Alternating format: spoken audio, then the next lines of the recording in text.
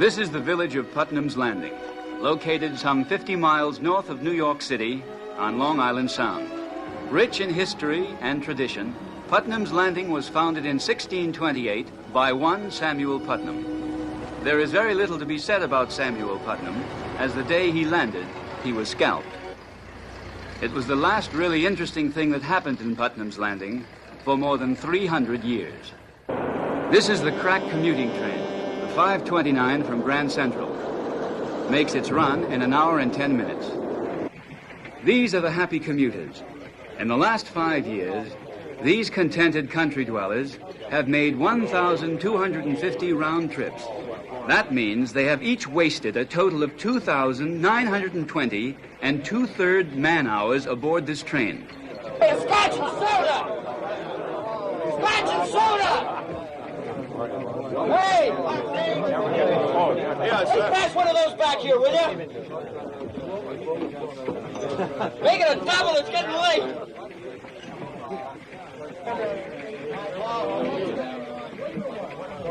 Hey, I'll settle for a single, straight. Thank you, I'm very grateful.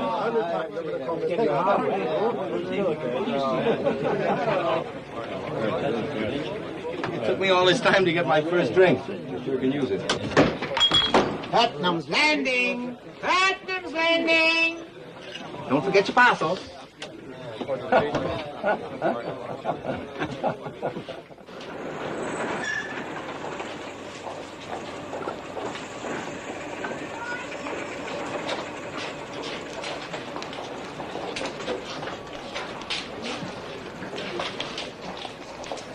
Do you think success will spoil you, Harry Bannerman? Hi, Angela. So you haven't seen Grace around here anyplace, have you? No. Have you seen my Oscar? No. Well, he wasn't on the bar car anyway. But if he wasn't on the bar car, he wasn't on the train. Yes, you have a point there, yes.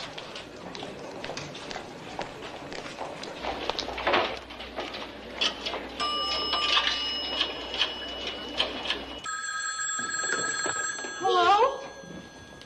No, honey, no, it's just that Danny swallowed something. Fortunately, the plumber's here. Honey, look, there's a lot going on. Do you suppose you could take a cab just this once? All right.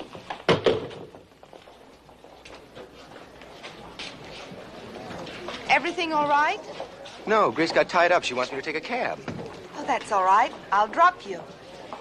Look, no meter. Well, thanks.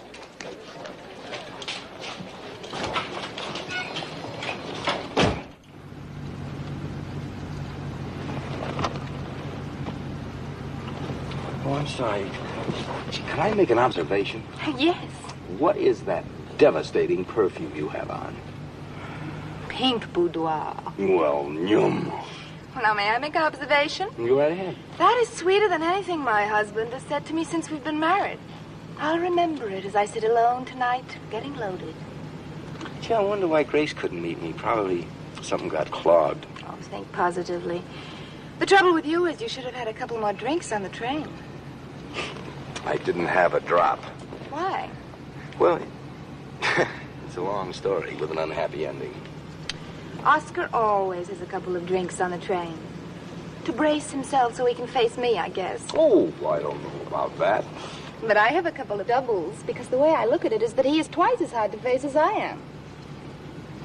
Not that I miss him, but I wonder what happened to him. I don't know, guys in television are always going off somewhere unexpectedly. One of these days I'm going to go off somewhere unexpectedly. Oh, yeah? To Reno, Nevada. Of course, the sad part is I don't really want a divorce. I mean, I like being married. I just don't like being married to Oscar. Actually, Grace is a remarkable girl. Actually, Oscar is kind of a poop. No. The whole problem is there just aren't any eligible bachelors in Putnam's Landing. Of course, the joint is absolutely jumping with married men. I could pick up any one of them. Anytime I wanted to. Oh, don't point that thing at me. I'm a I'm a happily married man. I have a happy home and a happy wife and 2 happy children. I couldn't be happy. I'm very happy indeed. Oh, if someone were unhappy, you could certainly make them happy. Oh. I mean, you're very attractive. Gosh, you sure do smell good. Thank you. But don't you think you better watch where you're going? No, I was saying there's no question about it. I mean, if I weren't as happy as I am,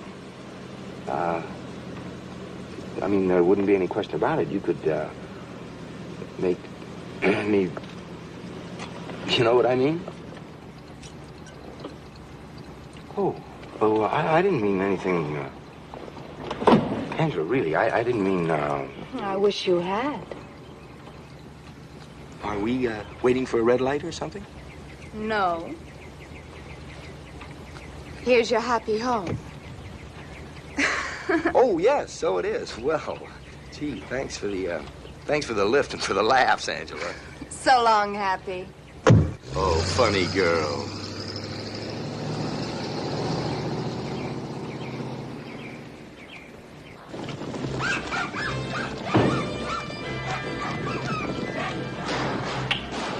Hi, fellas. Shh. Hey, fellas, Daddy's home. Thank you, gentlemen. I am deeply moved. We gotta do something about that television. Oh, boy. Is this all we got? Mm-hmm. Well, while you're at it, will you make a note to get some more whiskey? Wait a minute. Now, drop the pen. What are we writing? A deposit for a new washing machine. A new what? You're in a lovely mood. Well, what kind of a mood do you expect me to be in? I come home to my mortgage-covered cottage. The kids don't talk to me. You only come home to your mortgage-covered cottage. I am home. I'm the one who has to face the washing machine breaking down and Danny swallowing his allowance. All of it? All by pennies. Well, I knew something got clogged. Very funny.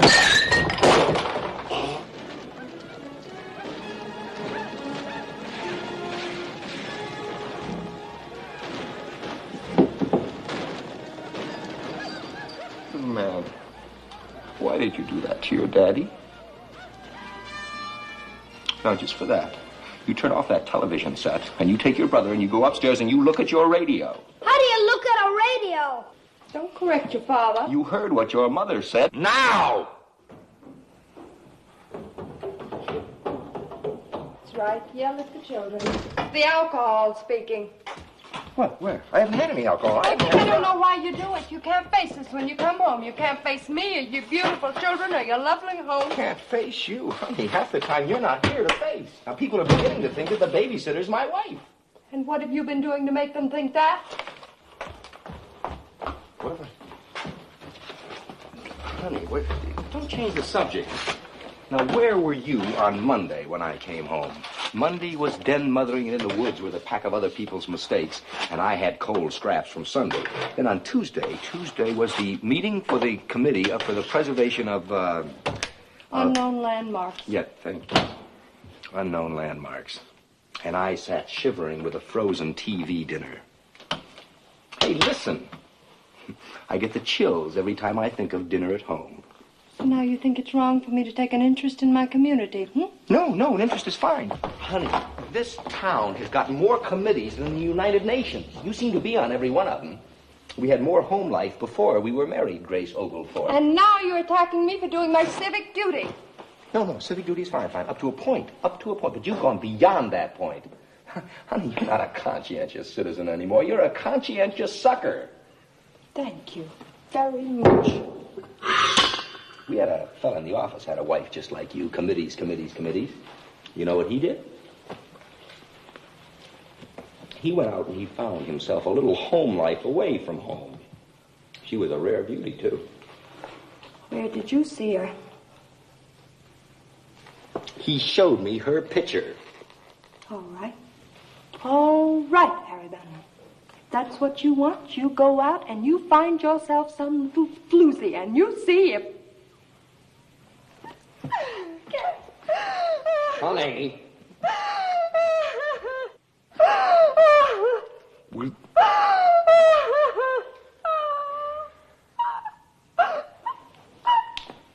Darling, I don't want that. I couldn't afford it, even if I did.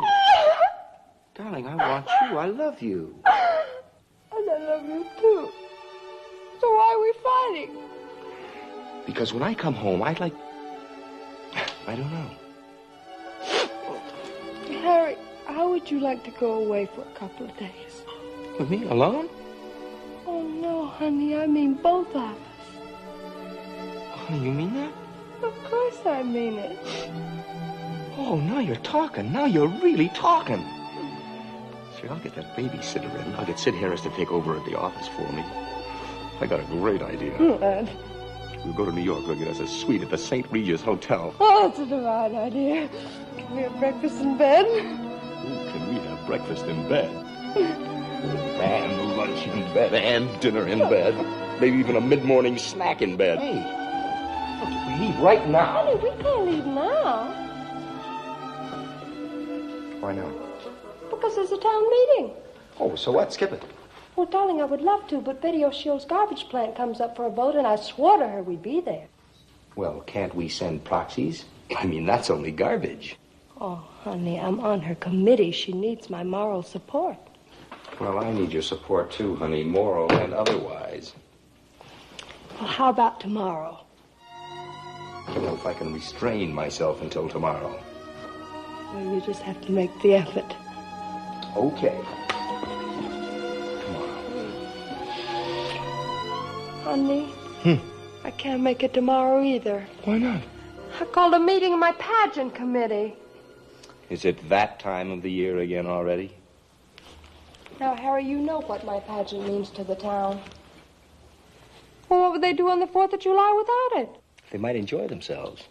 You think it's any fun sitting up there in those bleachers watching George Washington dripping sweat when he's supposed to be freezing to death at Valley Forge? Well, this year I've decided to do something different. Something bigger and better. Like what? I don't know. I haven't decided yet. Well, if you decided that we can definitely go on Saturday. Harry Bannerman, where's your mind? Saturday's your son's birthday. Which one?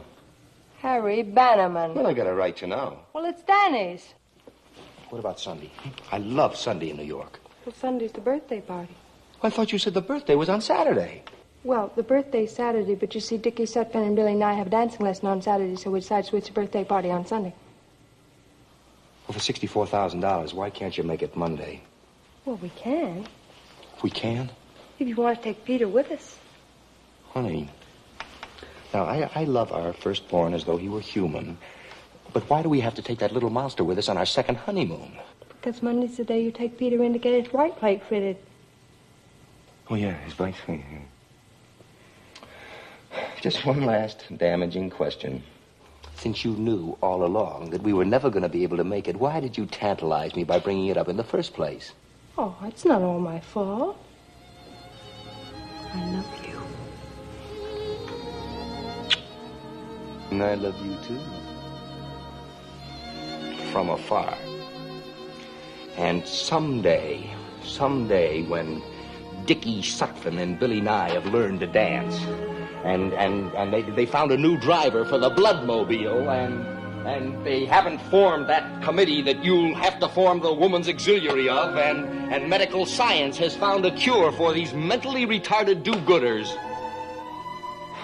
Someday, Grace Bannerman, mark my words, I'll get you yet. All right. If Harry Bannerman believes that his life is complicated now, he should only know that at this very moment, Angela Hoffa is doing a bit of conniving on her own. But wait, I'm getting a little ahead of myself. Let's see who's calling. Yeah? What I said still goes. Yeah? Who? Mrs. Hoffa. That's my wife. Tell her to hang on.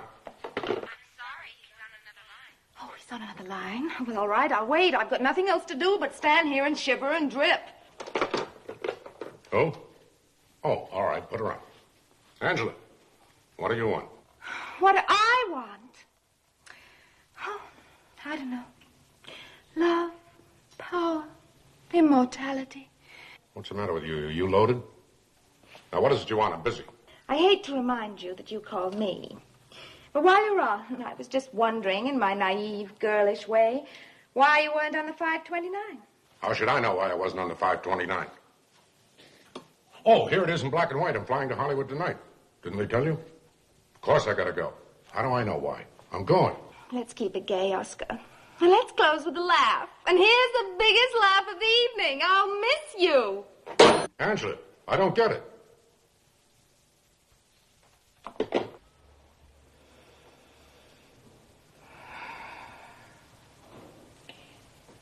Ping. No, of course not, Angela. No, it's no trouble at all. Angela, what good is it to be neighbors if we're not going to be neighborly? Yeah, all right, in half an hour. Bye. It was Angela Hoffa calling. She wants us to pick her up on the way to the meeting, because it seems that Oscar is off to Hollywood again. I don't know how they live together. They never see each other. Harry? Harry, how long have you been seeing imaginary movies? On the back of my eyelids. On the back of your eyelids. Since you were 6? 5. I've told you a million times. When I was a kid, they were mostly westerns, but then around 10, things kind of changed. Harry Bannerman in Red Dust with Jean Harlow. Of course, in my version, I took her away from Clark Gable, which was quite a trick, considering that I was only 3 feet tall. Well, I've been discussing this with Sally Stingle's brother. He thinks it's a definite neurotic symptom. It's a gift. Not according to Sally Stingle's brother. However, he says it really isn't serious, and he can probably stop it in 6 weeks therapy. Stop it, honey. It saved my life 1,000 times. Town meetings, PTA, lectures, and often when we have company. May I ask what's playing at the Harry Bannerman Theater tonight? It's a movie I created myself, and I can twist it any way I want. Harry, beloved, I have traveled halfway round the globe to tell you I'm ready to make amends. No more committees, no more outside activities. I am ready to spend all my waking hours making you happy.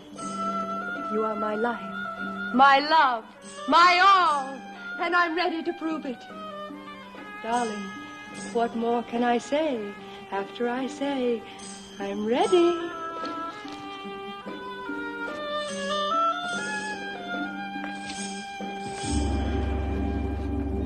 Harry Bannerman, I'm ready.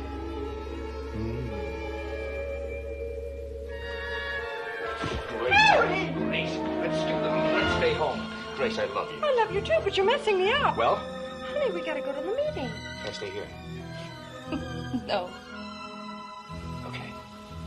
Okay, tonight's the town meeting, and tomorrow's the pageant, and Saturday is Danny's birthday, but yourself and Billy and I gotta learn how to dance, so they can't have the birthday party until Sunday. When Monday, you gotta take Peter and have his bike ped fixed. But on Tuesday, you and I are checking in to the St. Regis Hotel, come rain, snow, or gloom of night.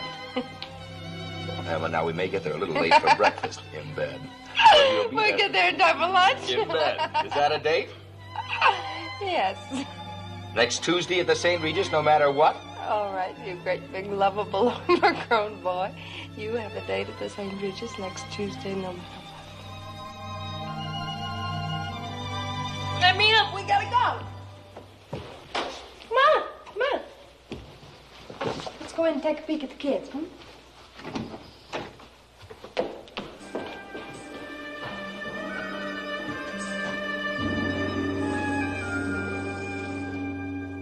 Cinderella's sisters are 2 real cubes, but her fairy godmother digs the action the most.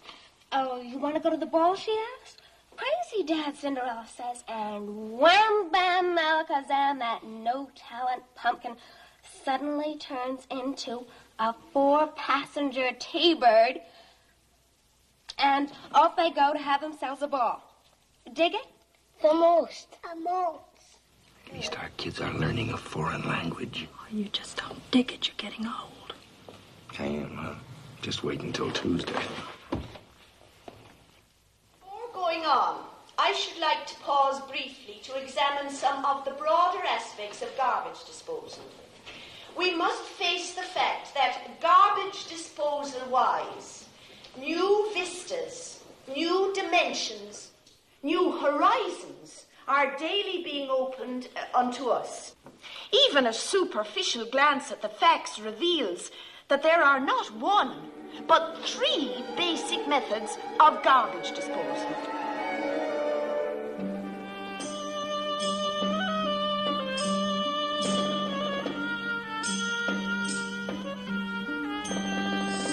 I have brought a loaf of bread, a jug of wine. All I need is thou. And now.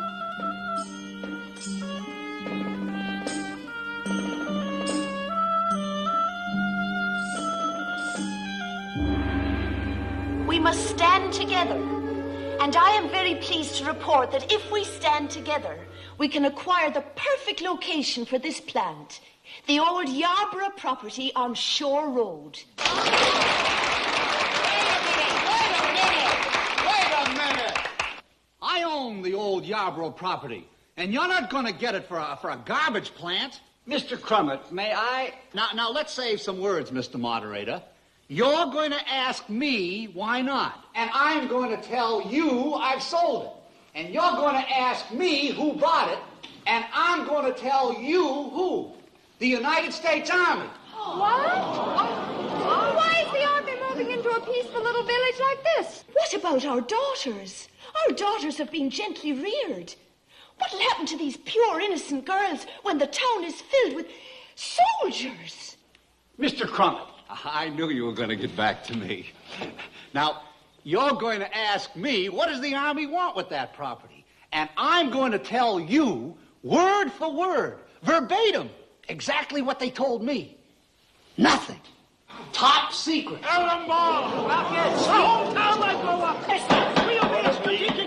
Must have order. His Honor has the floor.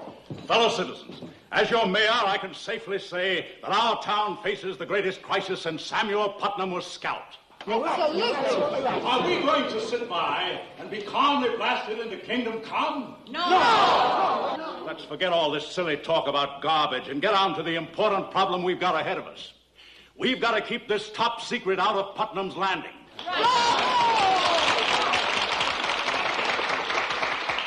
Mr. Moderator, I move that we form a committee right now.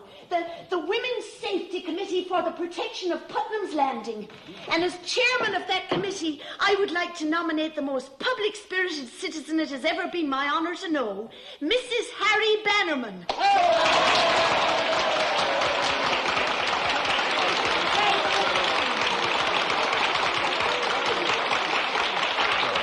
No, you're swearing off, remember?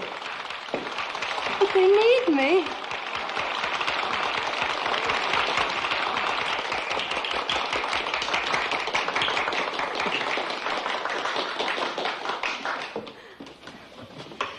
Ladies and gentlemen, friends and neighbors, fellow citizens, I am humbly grateful for this great honor, this chairmanship of the Women's Safety Committee. The Women's Safety Committee for the Protection of Putnam's Landing, yes. Thank you. Now, of course, we're all aware that we have to act quickly. So I move that we appoint a spokesman to go to Washington and tell whoever's in charge that they will have to move their top secret someplace else.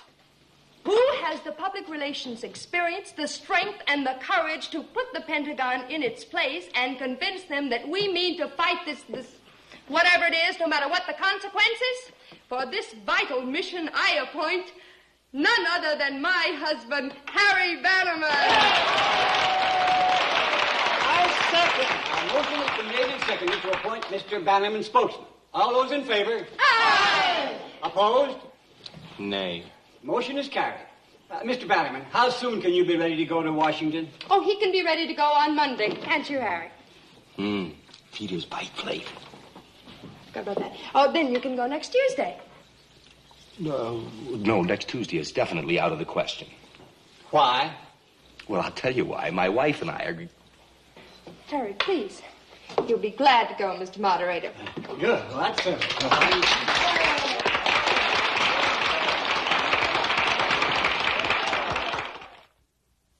Grace immediately called a meeting of the Women's Safety Committee for the Protection of Putnam's Landing. So poor Harry took Angela home. And that's how Harry got his first drink and his second, third, and fourth. On reaching his fifth, Angela decided to get into something more comfortable. What's on your mind, Harry? I'd rather not say. Well, give me a little hint. That's a devastating outfit you have on, Angela. I'm glad you like it.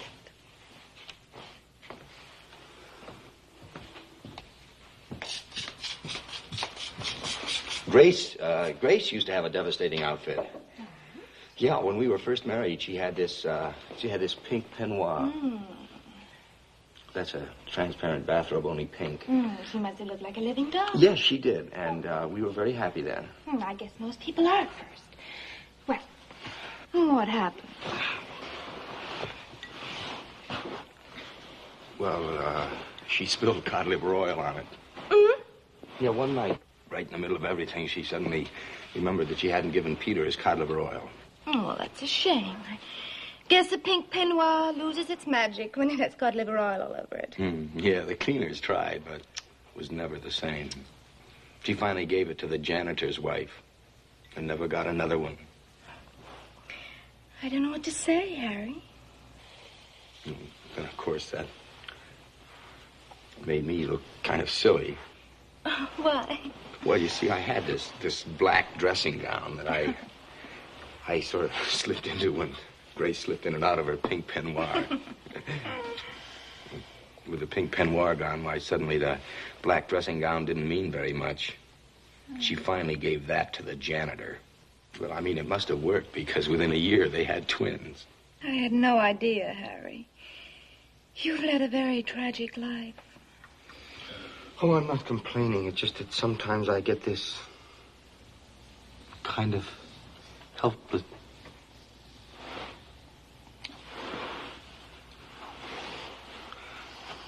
We've both had quite a bit to drink.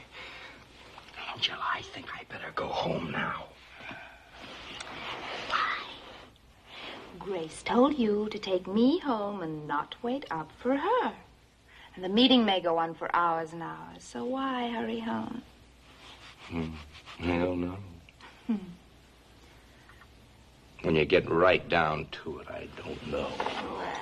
Well, ring-a-ding-ding. Well, ring-a-ding-ding.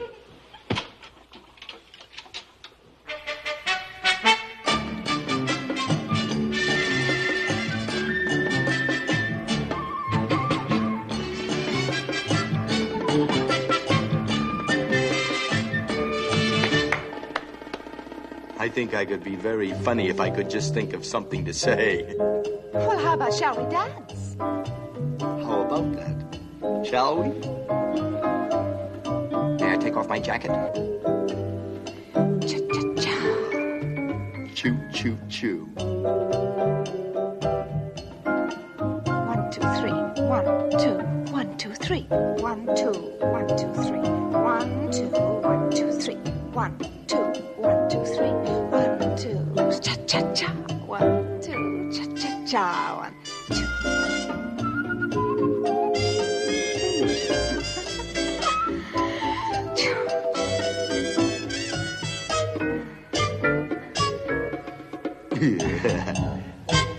You live here alone?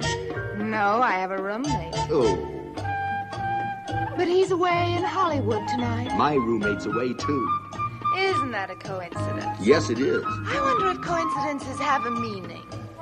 Leads to exciting thinking, doesn't it? Mm-hmm. Dangerous thinking. If we weren't both so strong. Yes. I think I better have another drink so I can think clearer. I've got just what you need. Well, hot choo-choo-choo.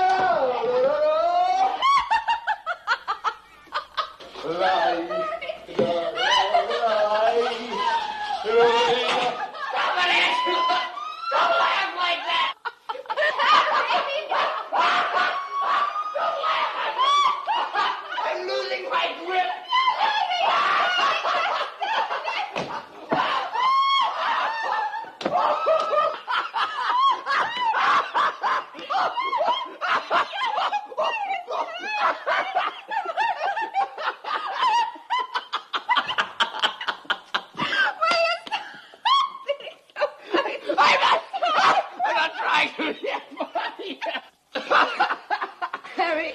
Come on. Stop. I want to show you something. Come on. Now, come on. Don't tell me there's a man under your bed. Honey.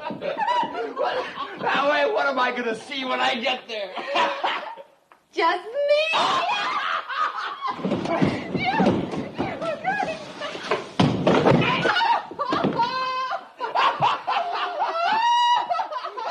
Angela Hoffa, I know that face anywhere.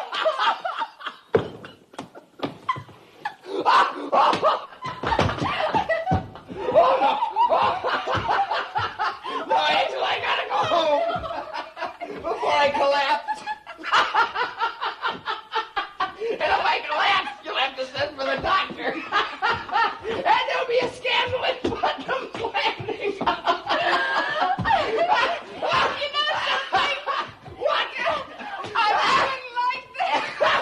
Grace wouldn't like it either.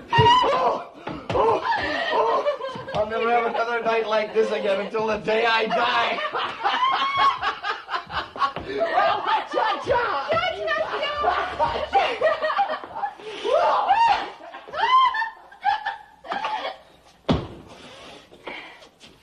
While Harry takes his problem to Washington, the Bannerman's babysitter has a problem of her own. Daddy-o, I want to talk to you. You do? How unusual. Is there something wrong? Oh, I'm bugged, Daddy-o. Something weird has happened. All of a sudden, I like boys. No? No, Daddy-o. I don't just like them. I mean, I go all ape when I even think about them. I see. When did you first observe this phenomenon? It was this morning when Grady Metcalf got his motorcycle. You see, yesterday was his birthday, and his fossils promised him a motorcycle if he passed math. By fossils, I presume you mean carrots? What else? Excuse me. Am I also to understand that Grady Metcalf passed math? Weird, Bill, ain't it? It is, indeed. We must have cheated. Well, anyhow, Grady Metcalf, who was one of the really serious meatballs of our generation, took me out riding on his motorcycle this afternoon. And do you know what?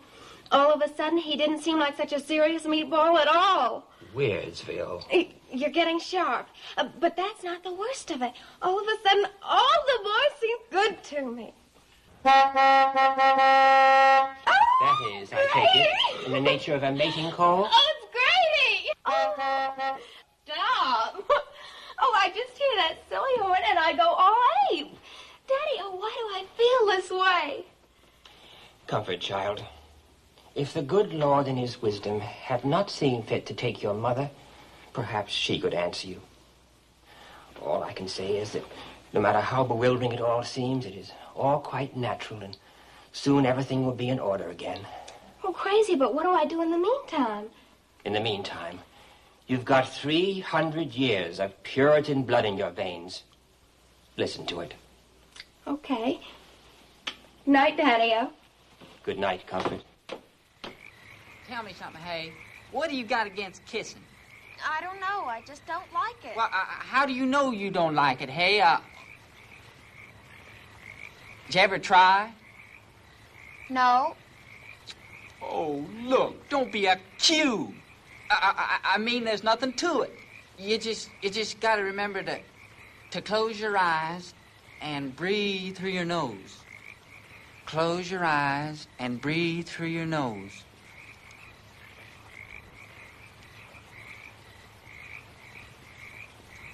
Here now, was that so bad? No. Do you like it? Yeah. Well, okay then.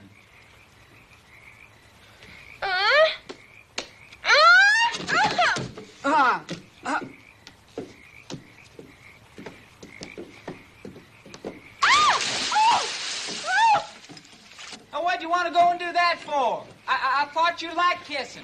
Oh, I do. I just figured it out. Kissing is wonderful. It's you I can't stand. Across the Potomac from Washington, D.C., stands the Pentagon, mighty nerve center of our nation's defense, with 17.5 miles of corridors and 40 snack bars.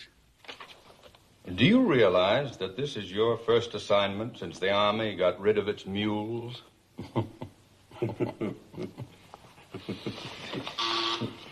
Yes? Mr. Bannerman is here to see you, sir. Send him in. Here are the special orders for your troop detachment. You'll pick them up in Tennessee and have them in Putnam's Landing by the 27th. Yes, sir. How do you do, Mr. Bannerman? I'm General Thorwald. Oh, yes. How do you do, General? Pleased to meet you. My pleasure. This is Captain Hoxie. How do you do, Captain? I have asked him to be present because he'll be in command of the troops at Putnam's Landing. Now then, Mr. Bannerman, why don't you tell us what's on your mind? Oh, yes. Well, the reason I'm here, General, is I'm in the public relations business, and I have, well, I'm alleged to have a certain persuasiveness, command of the English language, as it were. Well, at any rate, you see, my wife sent me down. I mean, the whole town sent me down to try to attempt to dissuade you people from putting your highly secret, whatever it is, thing in Putnam's Landing. The point is, General, that ours being a very simple residential community, why it's the town's feeling that this thing, whatever it is, will drastically upset the social equilibrium and the real estate values and that sort of thing. Yes, well, I hope you understand. Oh, you needn't be embarrassed, Mr. Bannerman. The Army is somewhat accustomed to experiencing civilian opposition. What's all this bunk about social equilibrium and real estate values? Everybody agrees we got to have an army, sure. But not in our town, huh? Oh, no. Just put them in somebody else's town. Oh, no, wait a minute, Captain. That isn't what... Mr. Bannerman, the point is... The point is that Putnam's Landing is full of yellow-livered, money-grubbing, pot-bellied feather merchants. If I had my way, I'd line them all up against the wall and shoot the whole creepy mess of them. Beginning with you buck-passing civilian. Now, wait a minute, Captain. I did my part in the last war, and I'm still in the Naval Reserve. A summer vacation sailor, huh? Serving this nation on a full-time basis ain't good enough for high-class guys like you. That's strictly for slobs like me and the general here, huh? Captain Hoxie! Yeah. All right, mister. Okay. We'll save your bacon for you. We always have, we always will. But just keep out of our way. And don't try to stop us from performing our duty. Captain Hoxie, that will be all. Wait outside till I send for you. Mr. Bannerman. I'll see you in Putnam's Landing. Feather merchant. Mr. Bannerman, permit me to apologize. Captain Hoxie is a fathead. I mean, he's a hothead. But he's a good soldier. Please, General, don't apologize to me. I said what I had to say. But my heart wasn't in it. I apologize for me. And, well, I apologize for Putnam's Landing and... Well, mostly I apologize for my wife, who got me into this preposterous position to begin with. Now, I don't know what you're going to do in Putnam's Landing. And I, of course, know that the Army is under no obligation to tell me. But whatever I can do up there, General, for you, public relations-wise, why, you just let me know. And with that hot fat head, to use your own words, that hot fat head in charge, you're going to need plenty of help. Thank you, Mr. Bannerman. Thank you very much. Send Captain Hoxie in. Yes, well, thank you, General. And remember, if I can be of any help... I'll call on you. Thank you.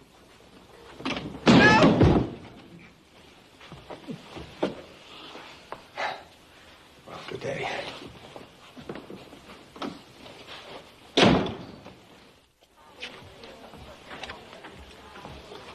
412, please. We've moved you into a suite, Mr. Bannerman, 608. What do you mean you moved me? Mrs. Bannerman insisted on it. Mrs. Bannerman? That's right. She checked in about a half hour ago. You mean Mrs. Bannerman is here in Washington? She's upstairs waiting for you right now. No kidding. How about that, Grace? How about that girl?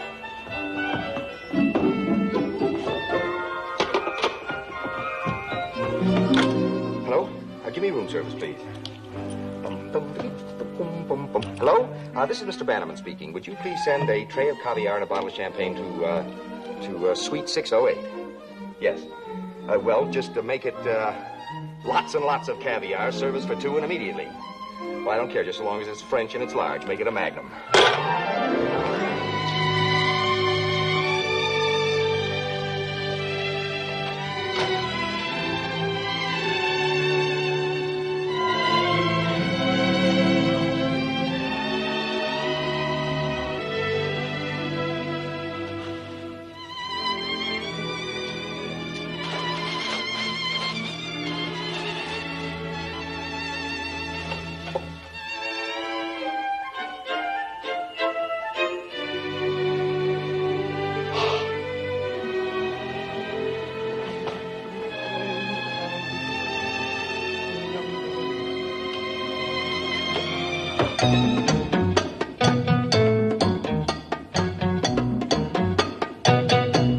Hello, Harry.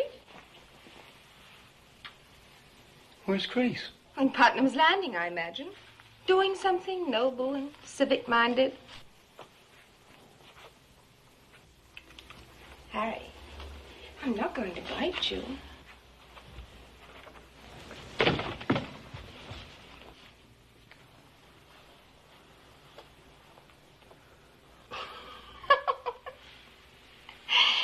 Hadn't you better come in before a crowd gathers?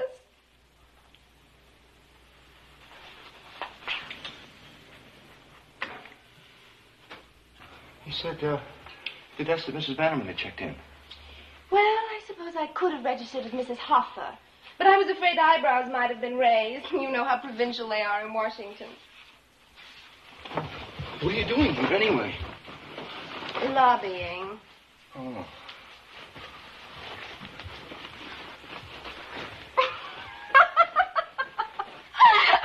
Sorry, but you look so funny. I really can't tell whether you're coming or going.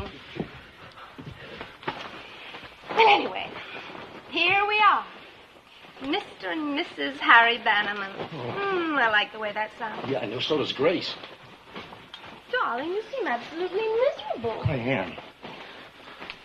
Look, Angela, well, this is improper. Why? We're both married. Aha. I know what the trouble is. Remember Pink Boudoir? I wore only one drop the other day, and you became quite excited. 2 drops, they say, is guaranteed to reduce any man to a quivering, whimpering mass of jelly. Angela, please, in that case, I wouldn't go fooling around with it, because I'm a quivering, whimpering mass of jelly right now. Oh, but it all seemed to go together so nicely. Pink perfume, pink peignoir, pink me. Oh, darling, seems to be stuck. Here, you try it. Angela, I wouldn't touch that for $1 million. Oh, darling, we have to get it open. I mean, I had this enormous investment. Angela, please. Oh, well, all right, I'll call the bell captain. Oh, no, I'll do it. You're so strong. I love a man with powerful hands.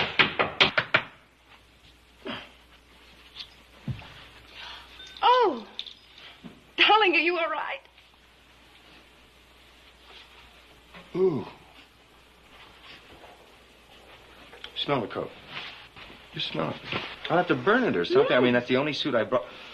I'll never be able to go home like this. Oh, it smells delicious. There's no question about that. Oh, I wish you managed to get a little of it on me. Well, maybe if we sort of hang it outside and let the air get to it or something. You won't be needing it for a while anyway. I don't know how you can resist you. I know I can. Oh, Angela, please. What? I won't be able to go home for a week. Oh, well, that's all right with me, Harry. Oh, that's very clever. Sorry. There you are, Black Beauty. You know, if I'd known you were going to spend so much time behind that chair, I'd have ordered a smaller suite. No, Angela, you just fracture me. It certainly is cozy, isn't it? Say, listen, I don't suppose you'd be willing to slip into something a little less cozy. Oh. Well, don't you like my pretty pink peignoir?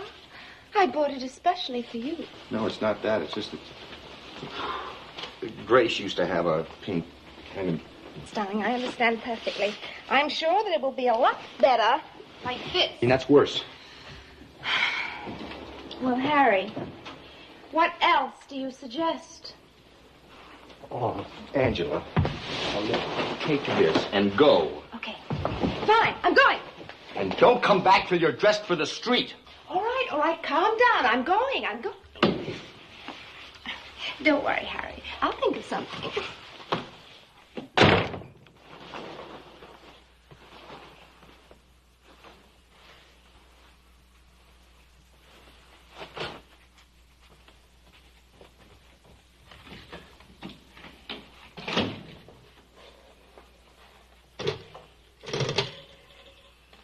Operator, give me the valet service. Valet service, this is 608. How long would it take you to have a suit cleaned and pressed? Wait a minute, can you fumigate it? Oh. Well, or yes, put it on special, super special, and beside that, hurry.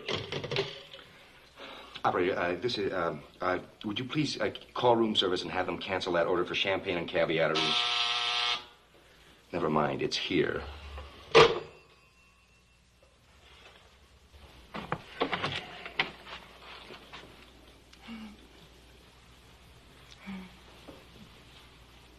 Surprise! Darling, you won.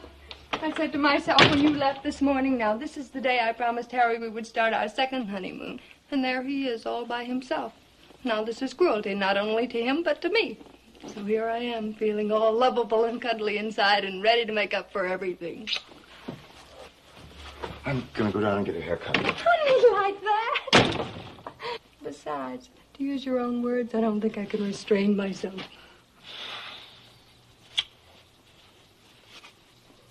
Why, Harry Bannerman. A sweet, no less. Oh, you knew I was coming.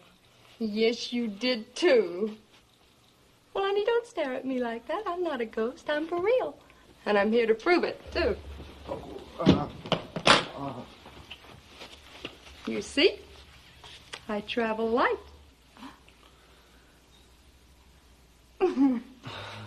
And since you look so comfortable, I may as well go and get cozy myself. Oh, Grace, honey, I just want to tell you one thing. I love you. I've always loved you, and I always will love you. But right now, Grace, I love you the absolute most. I don't think a husband in the world could love you as much as I do.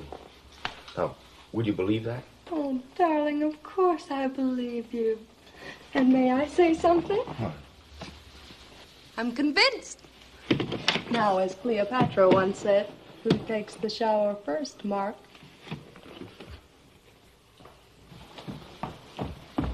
Oh, flowers. Darling, you think of everything. Harry, I've got some clothes on now.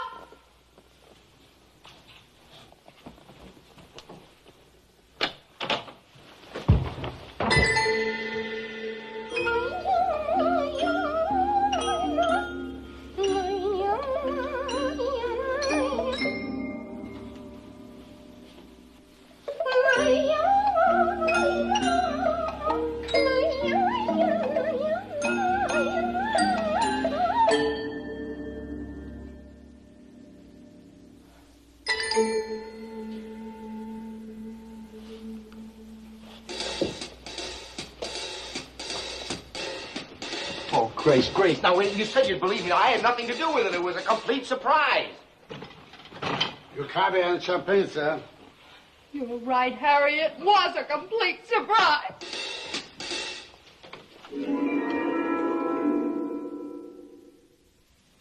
And then the fairy godmother touched the pumpkin, God bless you, with her magic wand, and it turned into a coach. Mommy, it isn't a coach, it's a T-bird. Yeah, T-bird. Yeah, you're a cube, Mommy. I'm sorry, Mommy. No, it's all right. You're absolutely right. Mommy is a cube. Well, run along upstairs and get ready for bed. I'll be up to tuck you in later. Night.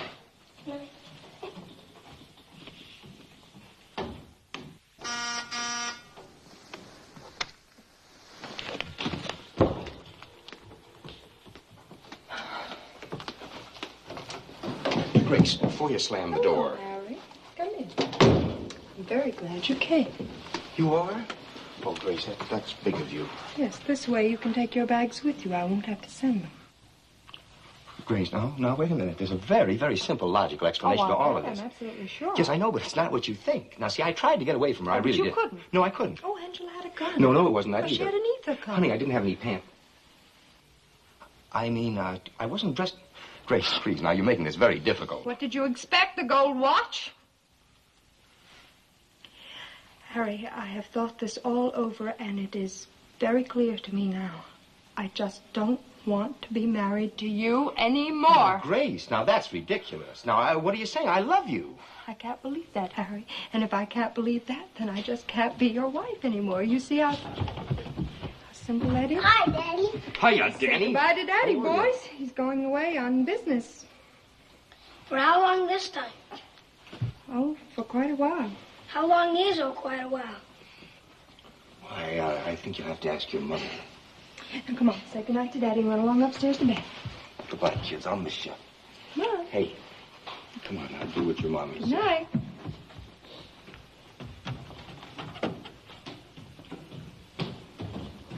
Harry, up until now, I've managed to hold myself together. But one more minute of this, I'm... Harry.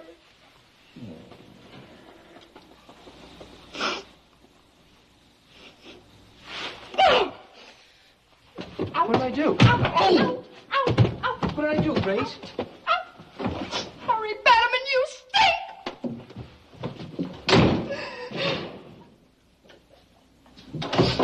Excuse me. Excuse me. Excuse me.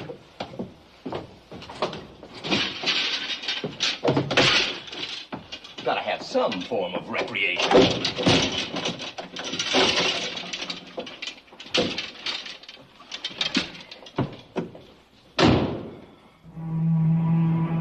And here is a troop train heading eastward from Tennessee.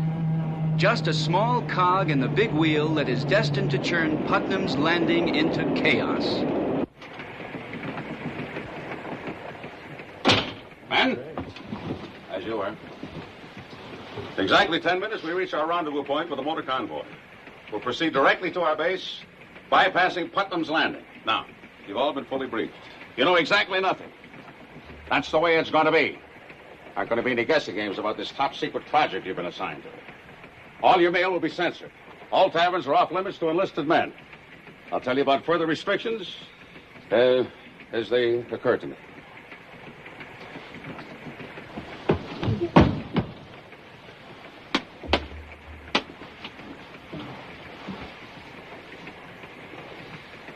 Carry on.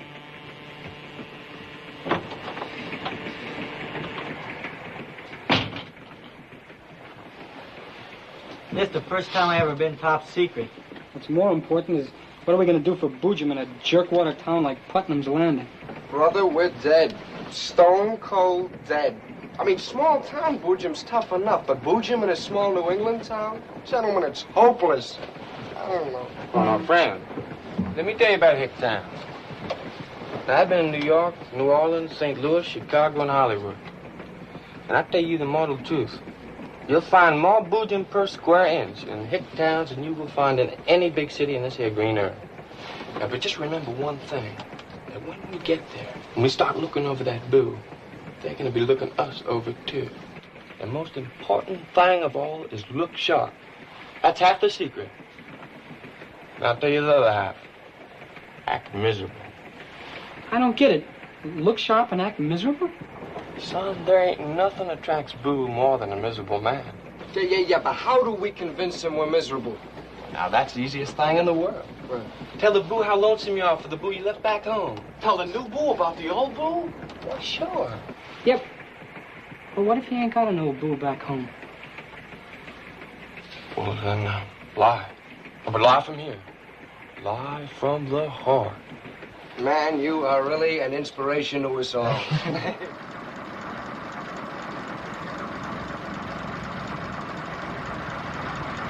Looks like a crowd's gathered at the bridge. I wonder why. Funny feather merchants. I'm sure it's not a welcoming committee. Close up, close up!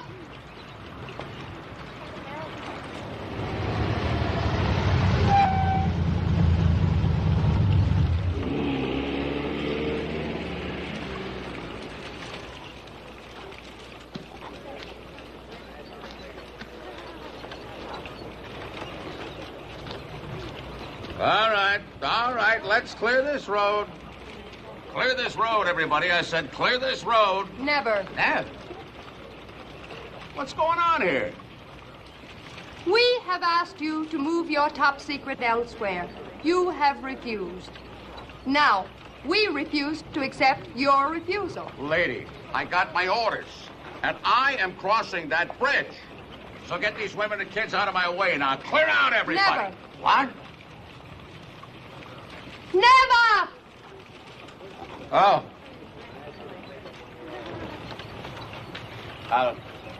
I'll run him down.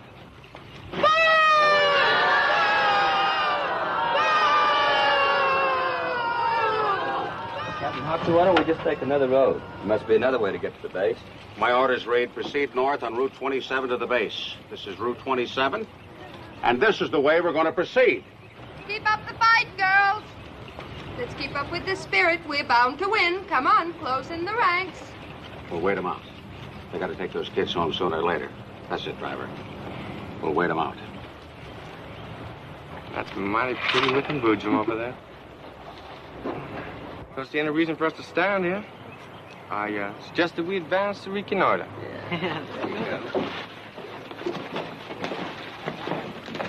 Howdy, ladies. My men like to tell you how delighted we ought to be here. We'll get this temporary minor unpleasantness. We'll just it'll quickly pass. Oh, a southern accent. I just go all ape when I hear a southern accent. I'm gratified. Listen, if you army cats think you can just come waltzing in here and take over our boojum, you got another think coming. I gotta talk to you. Oh, flake off. No, hey, I gotta see you right now. Go away, little man. Shoo. Come on, hey, cut the comedy. Hey, friend.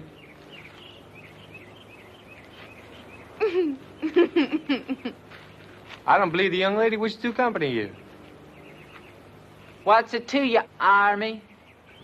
I don't know, why don't you be a good fella and just... Flake off. Flake off.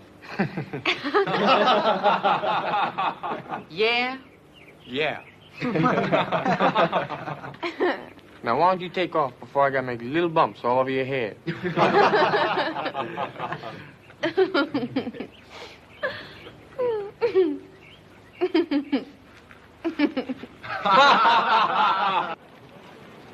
Well, it's almost lunchtime.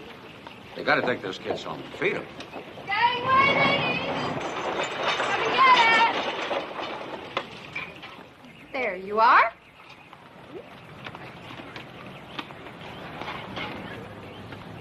Okay, lady, that's what you want. You got it. We'll wait. We got all day. These mothers are imbued with the spirit that has made America great. All right, fellas, bring it in. Hey, that'll do it. Hey, what do you think you're doing? Mobile News Unit. We're covering the crisis for television. No pictures. Get this junk out of here. We're a top secret project, you crumb. Captain, watch your language. You're on now. Now, listen. You get...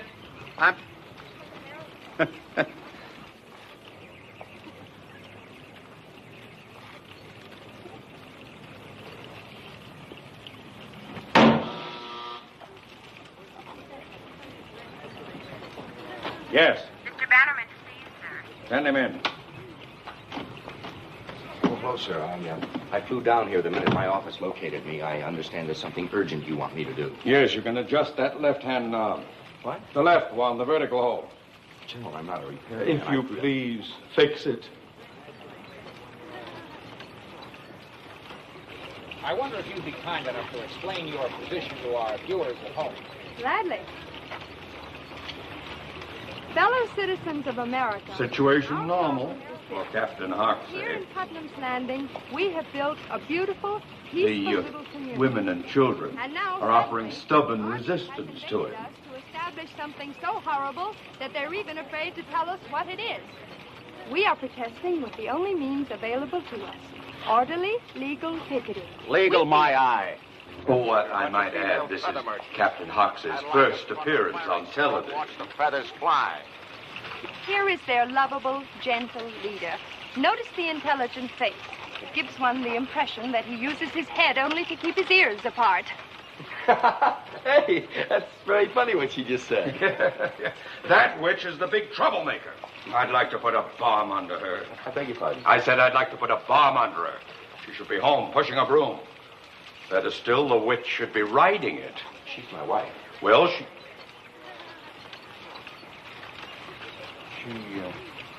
photographs nicely, doesn't she?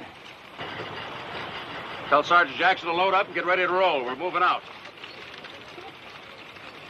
I'm warning you for the last time. I'm coming through. Let me ask you. Sure you can run it, sir? How do you think I got these bars? Okay, take it away. Oh, no. I can't look at this.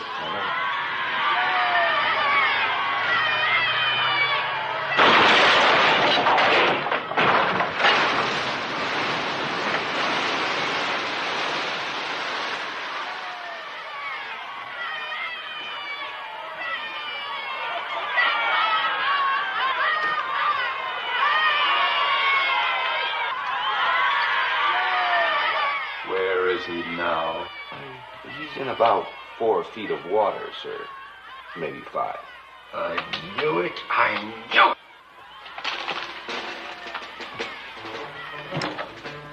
it. Mr. Bannerman, you once offered to do a public relations job for us in Putnam's Landing if we had trouble with a civilian. Yes, sir. And it looks like you're having it. Yes, it's quite a mess. And because of this, I have requested the Navy Department to activate your status as a reserve officer in the Navy and assign you to me, Lieutenant Commander Bannerman. You are in the Army now.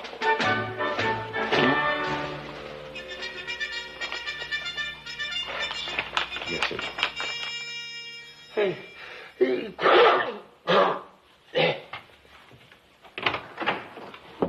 There's a naval officer to see you, sir.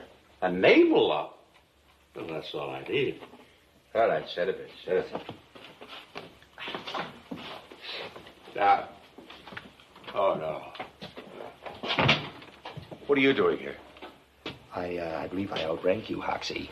But we'll dispense with the customary formality. I'm here partially because of my affection for the Naval Reserve, but mostly because you, to put it mildly, lack tact. Well, I had a little axe today. Oh, it was quite spectacular. The General and I saw it on television. The General? Mm-hmm. And here are my orders putting me in full charge of public relations for this base, reporting directly to General Thorwald.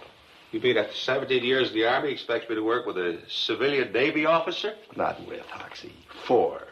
That is, in matters of public relations, you will take orders from me. You are forbidden to use your brain. It's fully explained in there, 14 copies. Well, you can't do this to me. Mm-hmm. That's what I said, and here I am. Is your head clear now? All right. Hoxie, the most important thing that we have to do is to prove to this town that this top-secret project is absolutely harmless. It is safe, isn't it? Top secret. And the most important person that we have to convince is my wife. You can stop right there. I dislike your wife. Oh, well, the feeling is mutual. In fact, I may say I dislike your wife almost as much as I dislike you. Also mutual. She made me look like a fool. Well, don't blame my wife for your look. Now listen, Lieutenant. Commander. How are you two men getting along? Army and Navy. Hand in hand.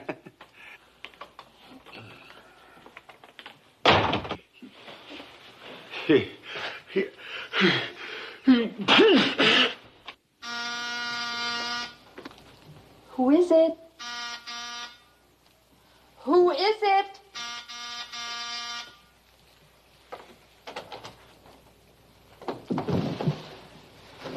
Hello? I'm still not speaking to you, but why are you in uniform? Oh, well, I vaguely remember that somebody nominated me to go to Washington, and that's where all my trouble started. Now I find myself back in the service, helping the Army create goodwill in a little town that I wish that we'd never moved into. It's Saturday. I just put the children up for their naps. Children, Daddy's home.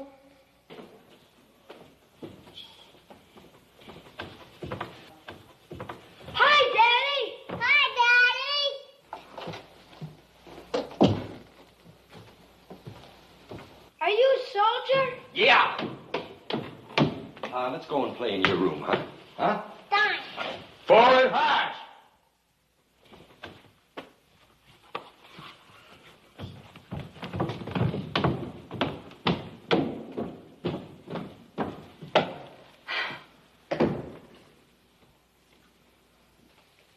Because of the peaceful influence of these God-fearing people, the Pilgrims soon won over the Indians, and the pipe of peace was smoked. You want to hear it again, boys? Yeah. The party's over. Come on, boys. It's bedtime. Get into your pajamas. Come on, boys. Mind your mother now. That's right. Down, Rover. 5 minutes. I want to see you in those pajamas, all right? And I want to have a few words with you. Don't forget to brush your teeth. As for you, Harry Bannerman, I am not at all surprised that at a time of crisis in Putnam's Landing, you have joined the enemy. Well, go. Goodbye.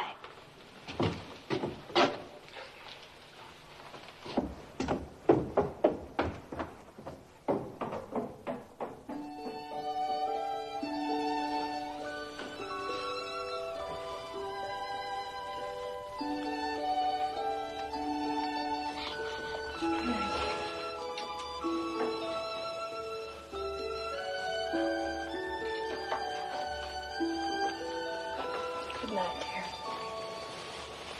Good night, dear.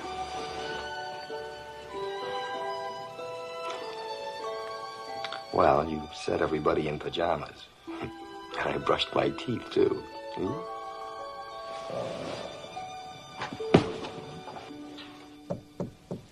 Go away. I can't. The boys made me promise I'd stay. You coward, hiding behind children.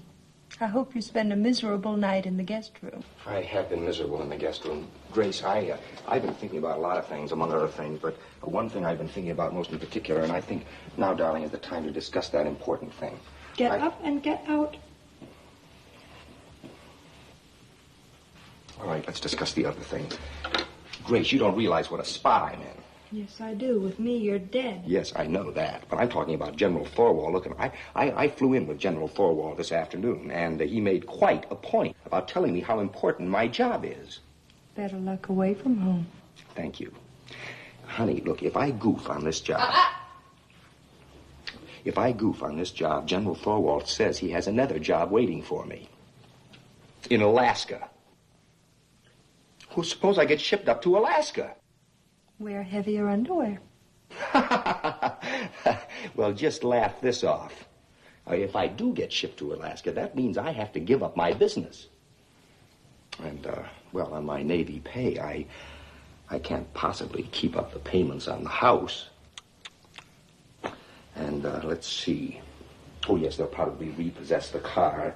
And, Peter will have to be removed from preschool.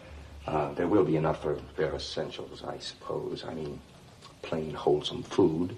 While you're at it, why don't you suggest we put the children up for adoption?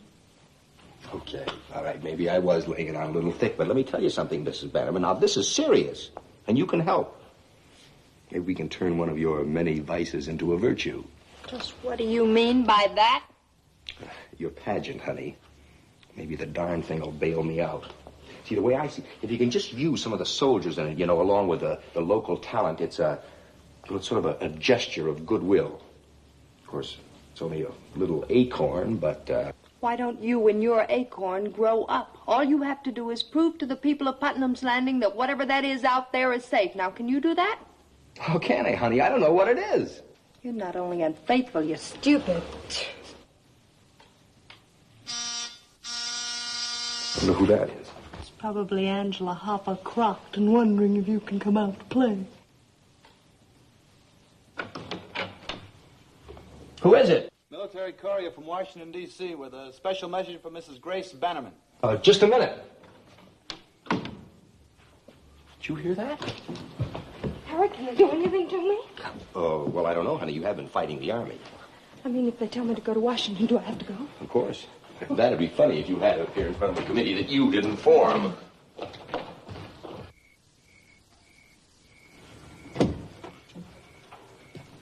Mrs. Grace Bannerman Yes? of Putnam's Landing? Yes, yes.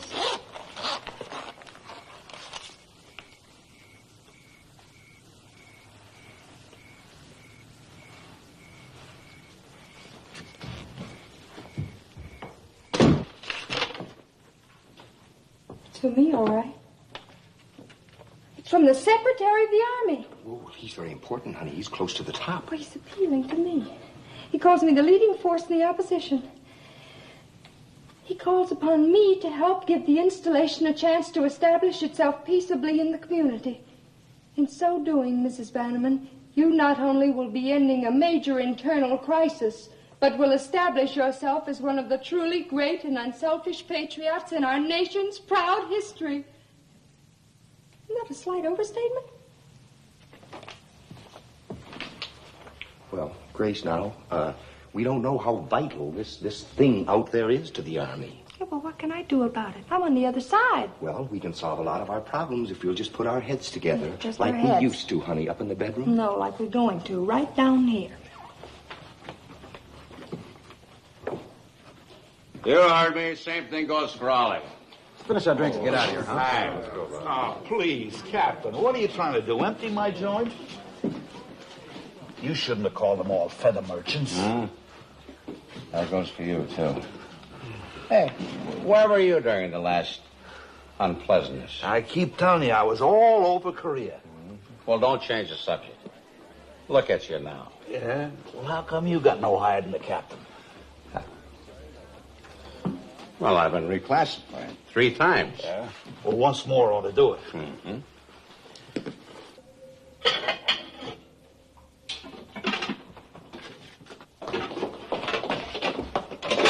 You stay out of my icebox. I wanted to... Never mind, I'll just drink. No whiskey, huh? As long as you're not around, we don't need any alcohol. Of course, if I'd known you were coming, I could have gotten champagne and caviar.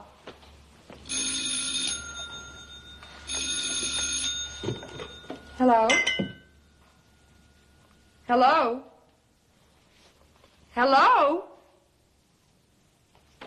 It was Angela. How could it be Angela if nobody answered? I see it all now. You probably told her if a woman answers, hang up. I wouldn't have your mind for anything. Now, just stop thinking about Angela. How can I? The very idea. A married man, father of 2 lovely boys, not satisfied. Not satisfied, Grace. I didn't do And it. premeditated, too. How long have you two been planning this orgy? Orgy? Grace, I'm absolutely innocent. The minute that I saw Angela, you know what I did? You took your clothes off. It all comes back to me.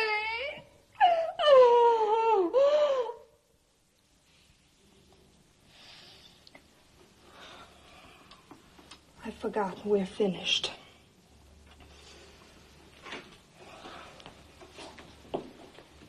Now, and just what did you have in mind about my damn pageant? I can't concentrate. Well, come on, I'm listening. No, it was only a half-baked idea. Well, it's all right. Tell me anyway. Well, when I was reading to the kids, it occurred to me that maybe the Army could play sort of brave, pioneering pilgrims that landed in a swarm of savage, hostile Indians. Forget it. It is a half-baked idea. Well, nothing would appeal to you in your frame of mind. Well, is that all there is to it? No, I You had just some gotta other... leave it hanging No, I there. had some... It could all end with all of these people smoking the peace pipe.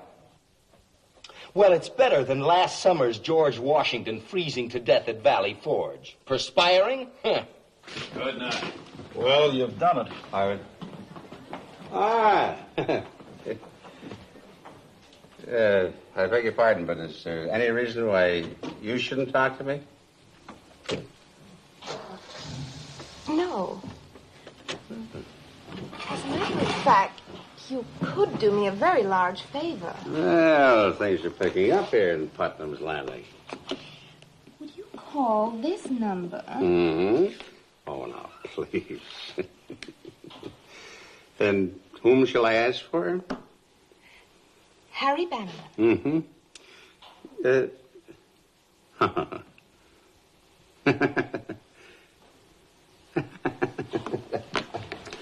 I think I'll just have another drink. Innkeeper. May I use a little of your hot water? You kill me. Mm-hmm. Thank you. Well, without any help from you, I think we're doing very nicely. It's taking very definite shape, and, in fact, it could be brilliant. All we need is just one ingredient to sort of hold this spectacle together. Yes, I think I've got it. Towering above this majestic spectacle would be one dramatic voice, the narrator.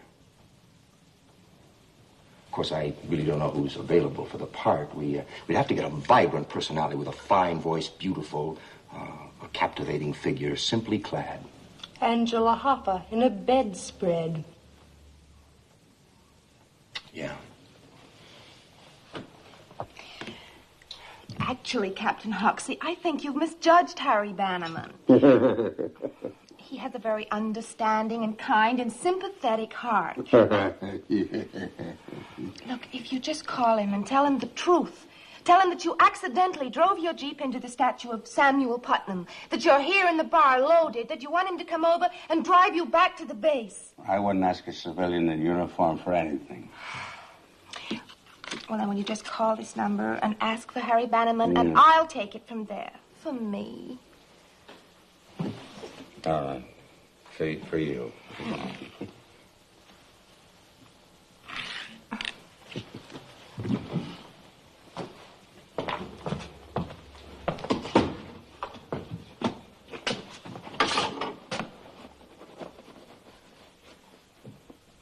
You got a dime? Thank you very much. What a beautiful day it'll be. I mean, first your magnificent pageant and with you having the only speaking role, and then the fun and the fraternization later. Very beautiful, except who's going to persuade the citizens to participate with the soldiers? That's your job, honey. After all, you're their leader. I'm not their leader if I'm speaking for the army. Well, what about the Secretary of the Army? You going to let him down? Why don't you answer it this time? Maybe she'll talk to you. Oh. Hello. Bannerman, this is Hoxie. Now, this was my idea because I wouldn't talk to you. Yes, Captain Hoxie. Oh, come off it. Excuse me. Well, it is Captain Hoxie. Would you like to speak to him? Yeah. Listen to me. Captain Hoxie, get yourself a drink, Captain. Yeah, that's a good idea. Just a minute. What was that, Captain Hoxie? No, darling, this is Angela. Look, I'm here at the old Putnam house with your little friend, Captain Hoxie, and he's full of flit, and he's stoned out of his skull. Yes, Hoxie? He's ready to turn everything else upside down around here, so you better come right over and get him right away. Well, look, dear, I can't get over there. What? Just a minute. You got me so confused. See, I thought I was talking to you. Let me talk to him. No, honey, you don't want to talk to him. Wait a minute. You don't want to talk to him. He's drunk. He's at the old Putnam house. He's wrecked his Jeep. He's about to wreck my whole public relations job. You don't want to talk to him. Yes, I do. Oh, you do? Yes. Well, listen here, Hoxie. Now, Mrs. Bannerman wants to talk to you. Oh, yes. Captain Hoxie. And watch your language, will you? And pull yourself together, Captain Hoxie. Yes, I will. Mrs. Bannerman. Mrs. Bannerman wants to talk. Hello, Mrs. Bannerman. Oh, it is you, Captain Hoxie. Well, who did you think it was? I welcome this opportunity to say a few words to you. Captain Hoxie, I think you're a disgrace to the Army. Drunk and wrecking public property, you ought to be ashamed. I want to talk to Mr. Bannerman. Mr.? Mister? Mr. Oh. Ah. On second thought, I'd rather speak to your husband. Says he wants to talk to you so he can swear properly. Well, I'll take care of him. Just a minute. Here's Mr. Bannerman. I beg your pardon. Drink, Captain Hoxie, to the bar. I think you're exactly right. Now listen here, Hoxie. No, darling, you listen to me. You can't avoid me. I'm inevitable. Now, I understand that you are being tossed out of your happy little home. And Oscar called from Hollywood, and he's very suspicious. So why don't you help me make his suspicions come true? Well, such language is just shocking. Listen, Hoxie, I will not drive you home. Can you imagine you and me in Reno together for 6 weeks with nothing to do but roll dice? No, my wife considers your call an intrusion, and she insists that I do not go out tonight. Look, now you're hiding behind me. You're welcome to go. No. And stay. And hurry. He'll be right over. Wonderful. What? Who is this? 1, 2, 3, 4. This is the operator. Is your line in order? Angela Hoffa is a worse actress than I am now. She's playing an operator with adenoids. The number you have been dialing is a wrong number. Operator, tell your party I'll be right down.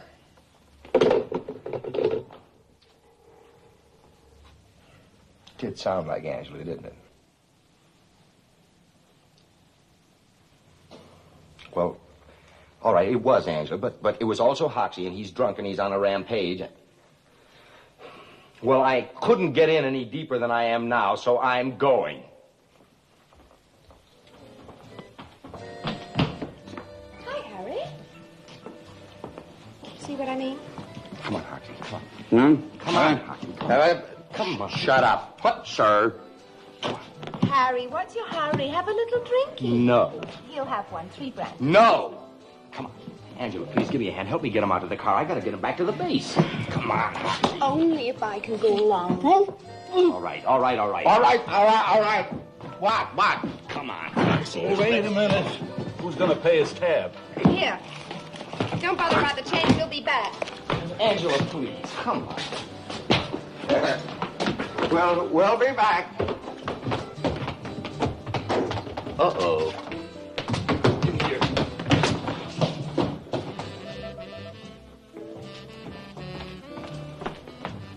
Bannerman. Oh, Jim. Oh, I've been working on a little public relations. Are you doing a bit of relaxing? Do I look relaxed? I've asked everybody on the base but you. Have you seen Hoxie? Hoxie? Oscar Hoffa? Hello, Bannerman. Have you been fooling around with my wife? Well, no, why would you say something like that? Just got in from Hollywood. Bad report on my wife. Some chiseler right here in Putnam's Landing. Is that so? Mm-hmm. Ouch! There's only one woman in the world who says ouch like that. So I caught you. Army, huh?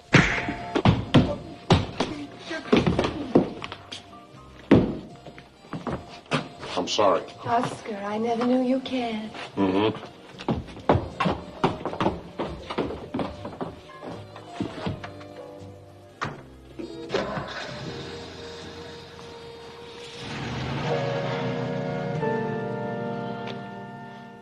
First and foremost, I want to thank Mr. Isaac Goodpasture for that splendid article describing my pageant. And, of course, I'm intensely grateful to General Thorwall. Through his efforts, our pageant will be even greater than ever this year. Now, of course, you understand, this does not mean that I am dropping my opposition to the establishment of a top-secret base in our community. Oh, no. It simply means that I am willing to give the Army a chance to prove that I am wrong. I regret to report that we have already received a great deal of unfavorable publicity. News of our resistance has caused grave concern in Washington, D.C. As a matter of fact, I have right here a letter that I received from the Secretary of the Army. How did he get into this? I repeat, none other than the Secretary of the Army, asking us to demonstrate our patriotism by giving the Army a chance. A letter from the Secretary himself. Let How us did rise you ever to the swing occasion. that? Well, Let us say to him, at the time, it seemed... all right, Mr. Secretary. We hear your What is the rap for forgery? We give your army a chance. It's that bad.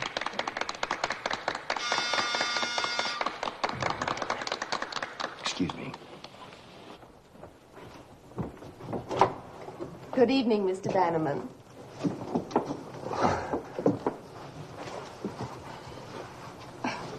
Why, Mr. Harper, we haven't seen much of you lately. Yes, I realize. However, we've seen a great deal of Angela. Yes, Angela's given me a sense of guilt. I've been absent so much, I've missed out on being a part of the local activities. Oh, yes, you have missed out on a great deal. Angela, however, has been very active. Now, here is my blank check to cover the cost of the costume. Make it out for whatever you want, Mrs. Bannerman. Oh, how generous. What part do you have in mind for me, Gracie?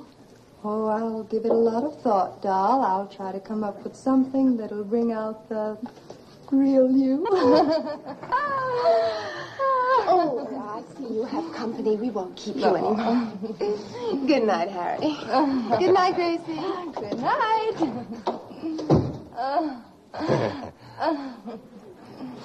Good night, Harry.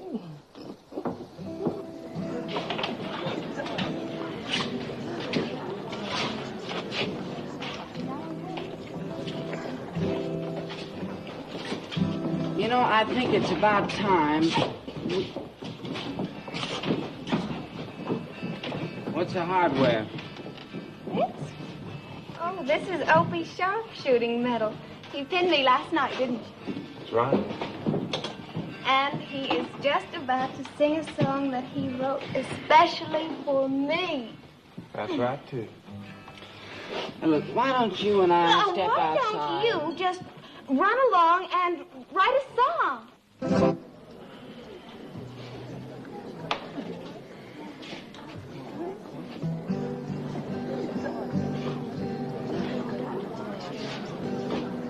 Well, come on, give. Glad to, ma'am. When a man's in love, he wants to sing it to the whole world. I was so forlorn and so blue,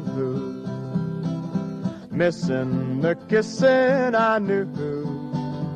Then I saw you and wow, I ain't lonely now, seeing as how you're my boojum. I was so low I could crawl. Now I'm 11 feet tall. Swear that I'll kiss a sow if I'm lonely now, seeing as how you're my boojum. Now I'll swing from a star and play my guitar. You made me forget my old flame. Your cute little face has taken her place. I've even forgotten her name. Oh, you brought a new love to me. Baby, how happy we'll be. Holy smoke, holy cow, I ain't lonely now, seeing as how you're my boojum. My boo boo boo boo boo boo boo boo boojum. You know who's going to be the Pilgrims? Well, the Army. Hey, so you know who's going to volunteer to join the Indians? Us. And then when the rumble's over, we've wiped out the Army. Now, wait, Well, this is it. The day of days at Putnam's Landing, where pilgrims meet Indians and civilians meet Army. And doves of peace whisper gently that all must learn to live happily side by side. Friends and neighbors, There is a well-known saying that coming events cast their shadows. Now, today, I hope...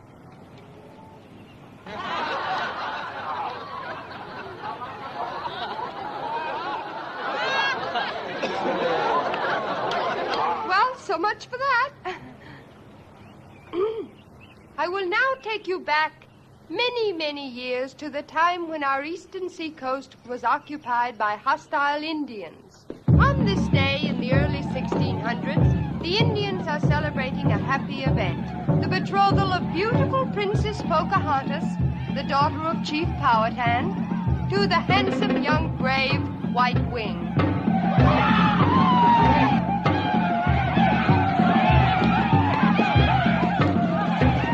In true Indian fashion, the young lovers learn of the sweet mysteries of marriage from the most experienced member of the tribe, Princess Flaming Teepee.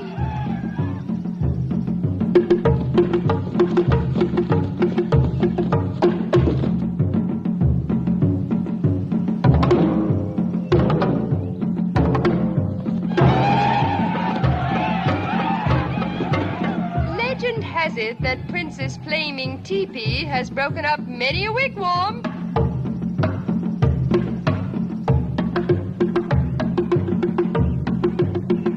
The Indians were unaware they were gazing at the good ship Mayflower. Suddenly, the princess's dance was cut short. I repeat, suddenly the princess's dance was cut short. Mrs. Hoffa! Mrs. Hoffa! The boat is here!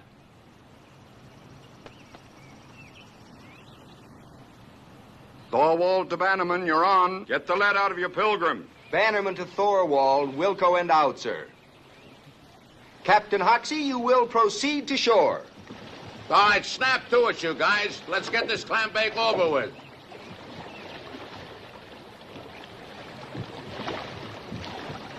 Ladies and gentlemen, this is a glorious moment in history, the landing of the Pilgrims on Plymouth Rock. First to set foot on the rock was Governor John Carver, who was to rule the little colony wisely and well. Let us all watch in reverent silence.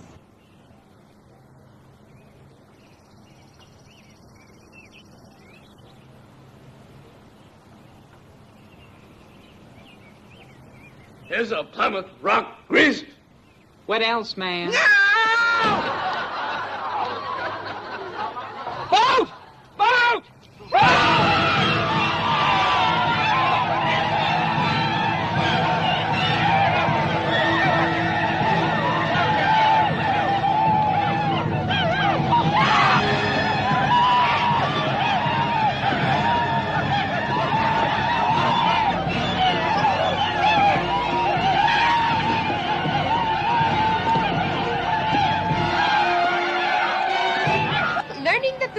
Leader of the Pilgrims is Captain John Smith. The Indians prepared to burn him at the stake.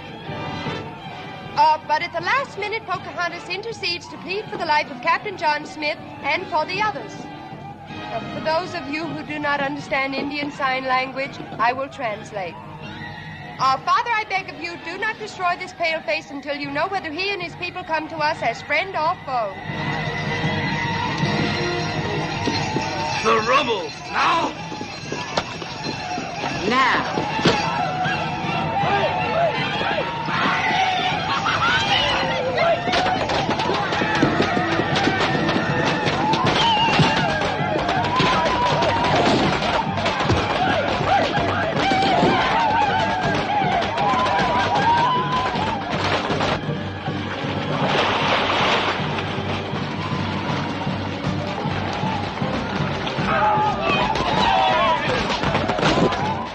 Here that this peaceful relationship continued for over 100 years.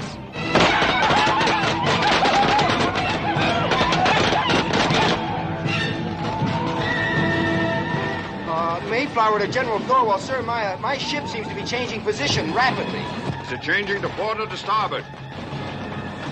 I would say it's downward, sir.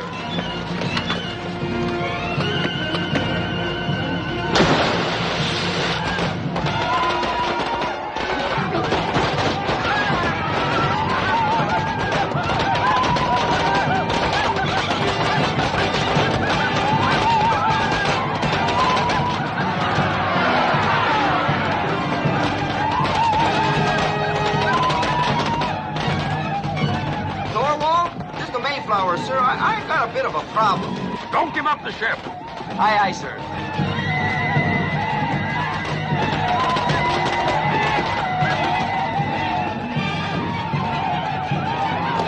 Calling General Thorwald, sir. Over and under.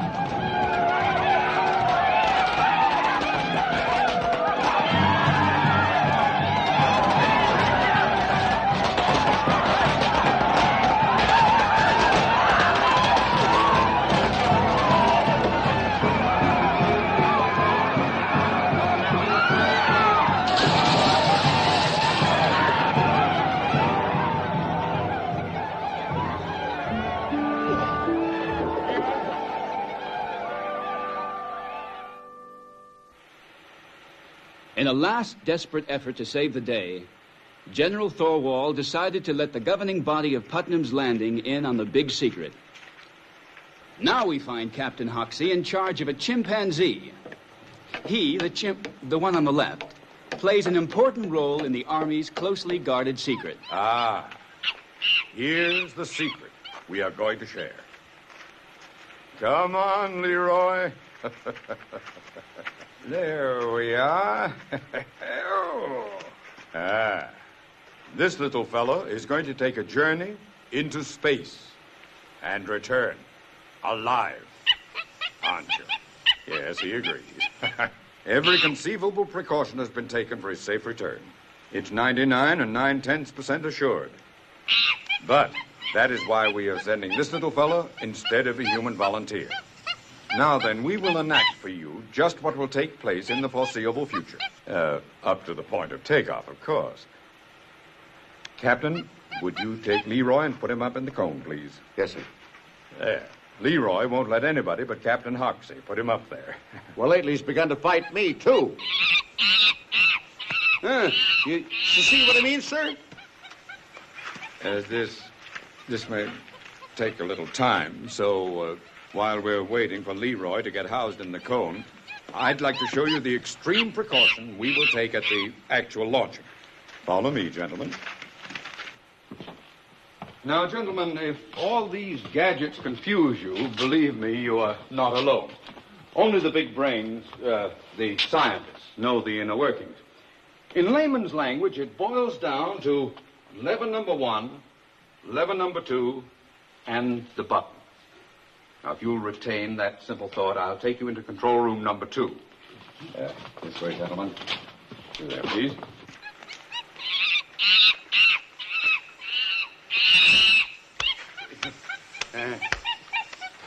You will follow me, please.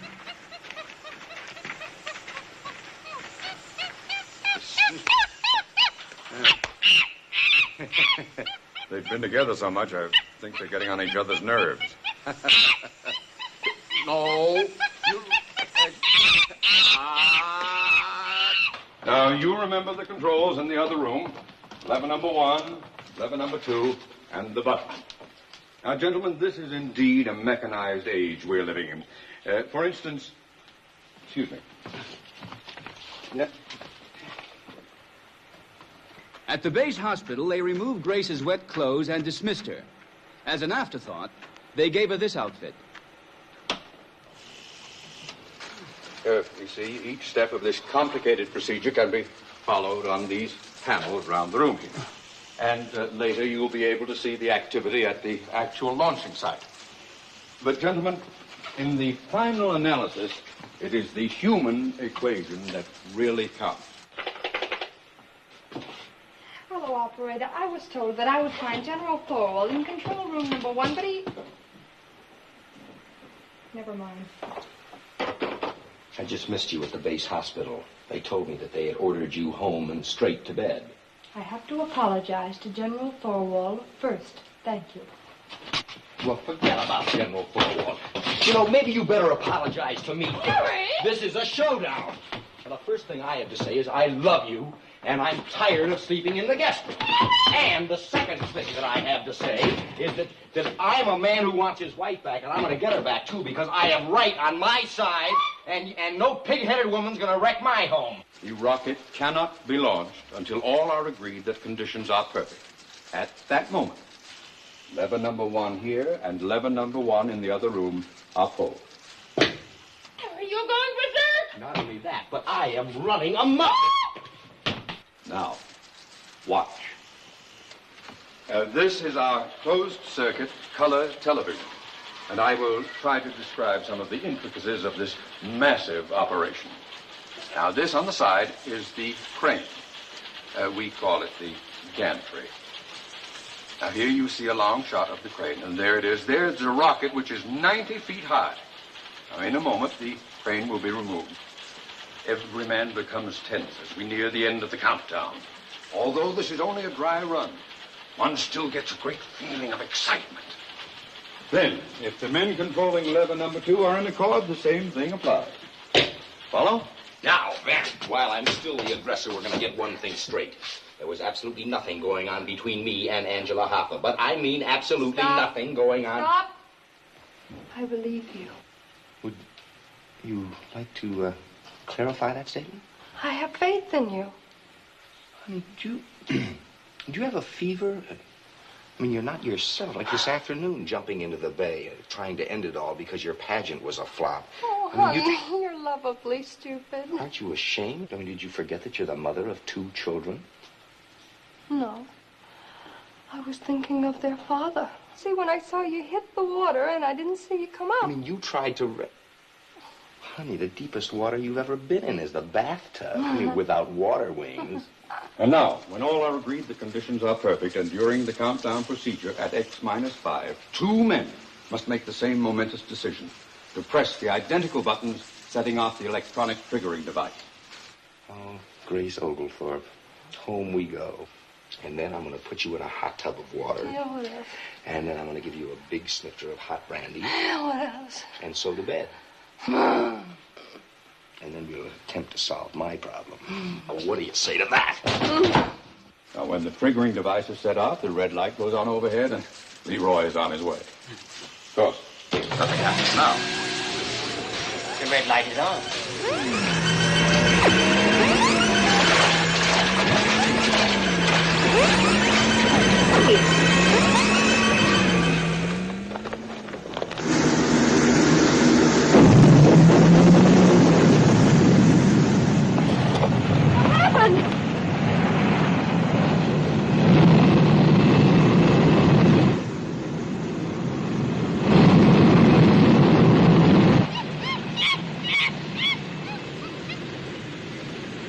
Leroy, where's Hoxie?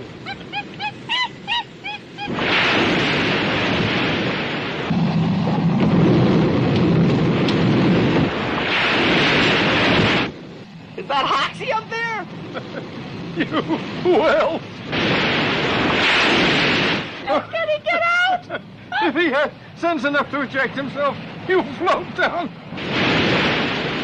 And be court-martialed.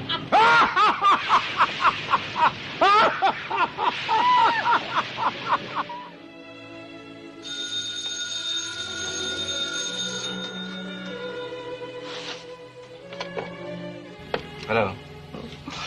Good luck, Harry. Thank you. Who was that?